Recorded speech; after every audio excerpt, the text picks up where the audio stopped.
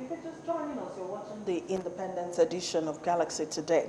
Today we're looking at Nigeria at 57, State of the Nation, and joining us in the studios here in Lagos, we have a policy analyst, and he's made it a habit to be here with us on only special days, Mr. Alistair Wilcox. Good morning, Mr. Wilcox. Oh, well, Thank good you morning for having us. me, and happy 57. It takes 57 years to be 57. Yes, it does. A long time, really. Also joining us, we have a social commentator. He's also Executive Director, Citizens Advocacy for Social and Economic Rights. Is that, am I correct? Okay, no. Sorry, he's a social commentator and he's also a regular on the program, Mr. Akimala Olu. Good morning, Mr. Mala Olu. Sorry, I was trying to give you someone else's credit there. All right, so we're looking at Nigeria at 57.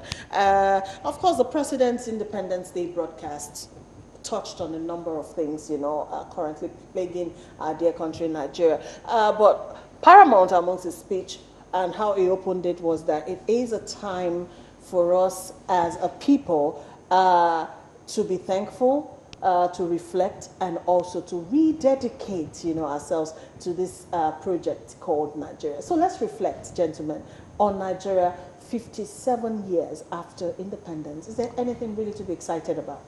Well, the president is always winning my heart each time he makes broadcasts. Oh, really? Yes, because he's always spot on. Okay. On the issues. He's not a loud talker.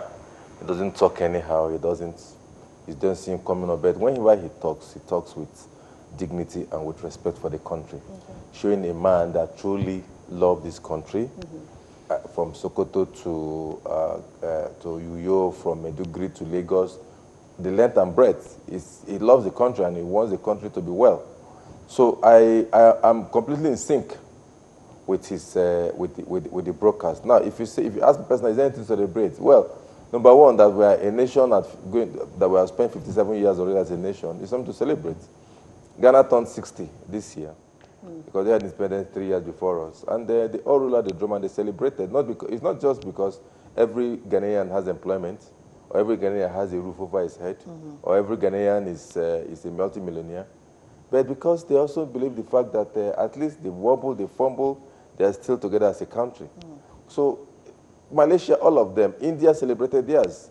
You know, so it's covered that no matter the challenges of any society, America is 200 and something years old, they're still grappling with challenges. So whenever the challenge of any society, the pattern thing being the fact that we're not under occupation of any foreign power, we are not under brute force of any state of emergency.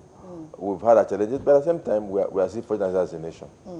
Okay, Mr. Malolo, let us just talk a bit of some critical issues that he mentioned in his broadcast, which you know, those issues have actually started trailing with a lot of reactions, and specifically he blamed the serial calls for restructuring as the impetus for the highly irresponsible calls for the nation's breakup. So invariably he's saying that restructuring is not actually the way forward right now for the country.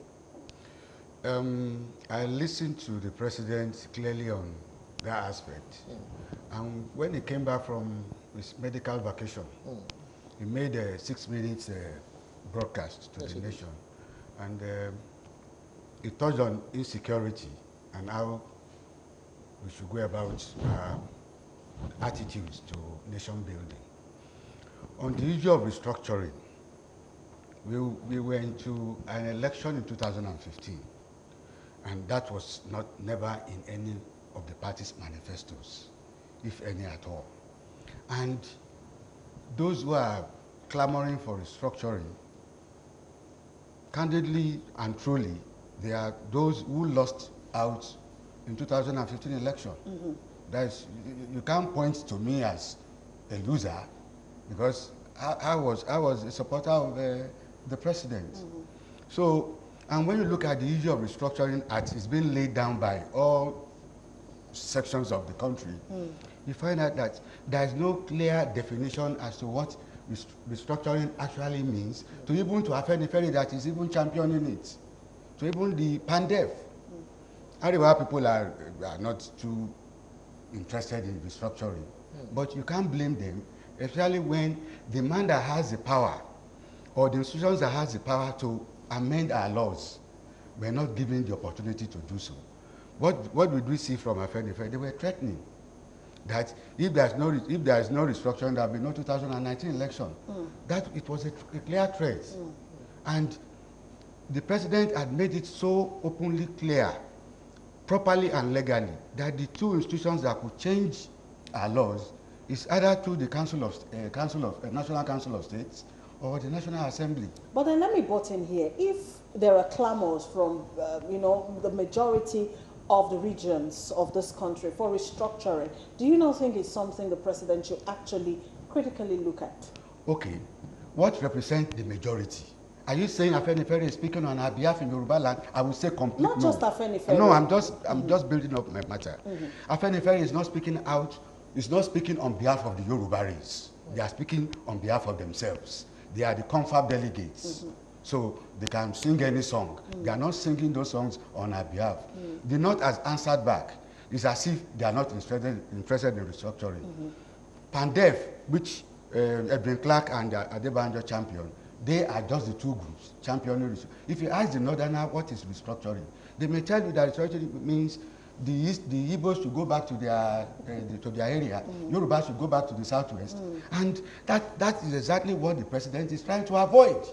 Chaos. And the vision of the country. Yes. But then again, if he is not really, let me ask you now, Lester, if he's saying all this about restructuring, why then are we having the APC going about the entire zones of the country talking about restructuring? Yeah, thank you very much. This issue of restructuring is very, very key, and I'm happy my brother he has addressed it very well.